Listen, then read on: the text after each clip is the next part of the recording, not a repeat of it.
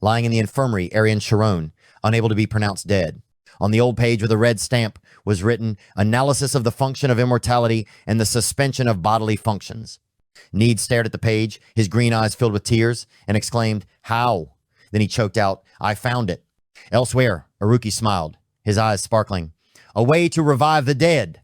Amira, with long white hair, hugged an old book tightly, her face panicked. In the end, this means the student council was wrong. The greatest magic organization in the country has already issued a written conclusion. Back on the page, the words appeared clearly, analysis of immortality and suspended bodily functions. The decision of the faculty council is correct. The crowd of students was in an uproar. One person spoke up, so what should we do? Amira, with bloodshot eyes, looked straight ahead. Amira shouted, principal. The image changes to Principal Alpius sitting in a large armchair in a stately room filled with neatly arranged armchairs. He is contemplating something. At that moment, Amira cried out in pain. The image returned to Amira, who was sobbing. Around her were her peers with worried faces. One of them said, we didn't mean to cause you any trouble, Principal. Another added, we just think it's wrong to cover things up. A third added, and to think that school would eventually. Amira sobbed. She kept repeating, I'm sorry. A hand rested on Amira's head, gently stroking Amira's hair. The little girl looked up with teary eyes and said, I'm sorry for making you do this. Close-up shot of Amira's red eyes, tears rolling down her cheeks. Principal Alpius was standing in front of a large building. He muttered, maybe this is a bit too much. But then, Principal Alpius looked straight ahead and said to himself, but can you trust me one more time? Alpius stood in front of an ancient stone building, his silver hair illuminated by the sunlight. He said, once the situation regarding Shirone is over. Next, the scene shifts to Amira standing before Alpius. She sobs, tears streaming down her face. I am willing to take responsibility for everything. Alpius gently placed his hand on Amira's head, soothing her. Through her tears, Amira's eyes sparkled a strange purple. She looked up at Alpius, her voice choked. Really? Can I believe that you are still the principal I have always respected? Alpius looked straight into Amira's eyes, his voice firm. I swear with everything I have. Alpius stood next to Amira, gently stroking her head to comfort her as she cried. The scene changes. Now Fermi and Alpius stand facing each other in the middle of a large square. Fermi stood in front of the building, scratching his head, looking discontented. Oh my God, what's fair about the principal showing up? Alpius looked at Fermi, his voice gentle. Ho ho, looks like I've become an obstacle. Alpius continued, Fermi, you should graduate. You are 22 years old this year. Fermi stood in front of Alpius, adjusted his vest, and said with a smile, I have yet to find a job that can earn as much money as here. Alpius could only sigh and look at the top one student in frustration. Moving to another space, the sound of footsteps, thump, thump, echoed in the quiet space. Need and Iruki walked down the long hallway, light filtering through the windows, casting shadows on the floor. Need suddenly stopped, turned around, and said angrily, Hey you, how could you not tell me anything about this? Are you doing this to show off, huh? Iruki stroked his chin slightly, the corner of his mouth curled up in a sneer. How ridiculous. How can I make plans with someone who is drowning in his own misery? Iruki continued, if anything happens, it will all be for nothing, you idiot. Need gritted his teeth. Yeah, I'm an idiot. Good for you. Ariki looked at Need with contempt. You really are an idiot. Then Ariki suddenly remembered something and continued. Did you see that face you made just now? Need stuttered. Ah. He trembled, holding his head and exclaiming, I don't even have time to think about it. What am I going to do tomorrow? In a large room with tall windows, Iruki was leaning against the wall, fixing his messy brown hair. He said, well, I'm so cool that they probably won't even remember someone like you. Need, with green hair, stood with his arms crossed in frustration, snapping, Hey. Iruki looked at Need and sneered, if you intend to kneel at my feet, then go ahead. Immediately, Need stepped forward, punching Iruki hard on the shoulder. Wait, what were you calculating just now? Huh? Need stared blankly at the back of a girl walking towards them. Amy, with her fiery red hair, entered the room. She called out, Iruki. Iruki turned back smiling. Yeah, that's how we protect Shirone. Amy bowed her head, her voice choked. Thank you, Iruki. Tears rolled down her cheeks. Amy looked up, her eyes filled with tears, as she said, Thank you so much, Iruki. Suddenly, Iruki screamed in horror. Ah! Amy approached Iruki. Forget it, Iruki panicked and stepped back. Before she could recover, from afar, Siriel also rushed over. With a panicked expression, she shouted loudly, Iruki!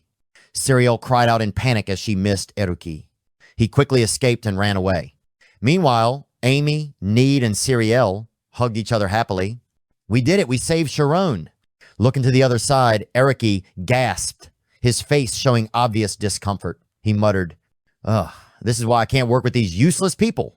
But Eruki looked at Shirone lying motionless. He thought to himself, we've tried to avoid classifying him as dead. It's not like a miracle happened or anything. Eruki looked down at Shirone with a determined gaze. Come back. We'll wait for you as long as it takes. In the dim space, the red and blue lights flashed like countless floating stars. Shirone spoke. If I go crazy when my mind is gone, will it help me sober up? Or something else? The voice echoed, penetrating to the very core. You were picked up from the streets. No, that's not true, Shirone screamed, clutching her head with both hands, trying to push away the words. You are not their son. You can be adopted by anyone. A blurry image appeared, two people crossed out, faces obscured.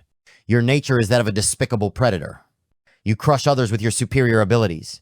Your victories inevitably lead to the defeat of others. A ghostly voice rang out. No one in this world needs you. Ah. A red hand appeared, reaching out for a disintegrating blue figure. I'm done, Shirone said weakly. This is the end. When the sense of self disintegrates in the face of countless contradictions, Shirone thought, I found the last remaining part of myself. Source. Some people call it the end. Others say it's yin-yang. And the wizards call it infinity. Shirone said, only after I lost everything could I see it. It's all me, Shirone said to himself. The terrible voices tore my heart to pieces. And the voices that deny them, it's all me. The contradictions that make me who I am. I have to accept them completely.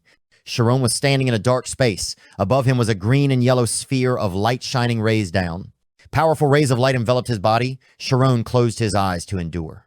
Light enveloped Shirone's bare feet, and he grimaced slightly. Shirone stood up straight, his eyes fixed forward, surrounded by darkness. In the dim space, Shirone was lying on the bed. A small figure stood at the end of the bed, facing Shirone. The goddess spoke, so you are completely determined to leave, Shirone.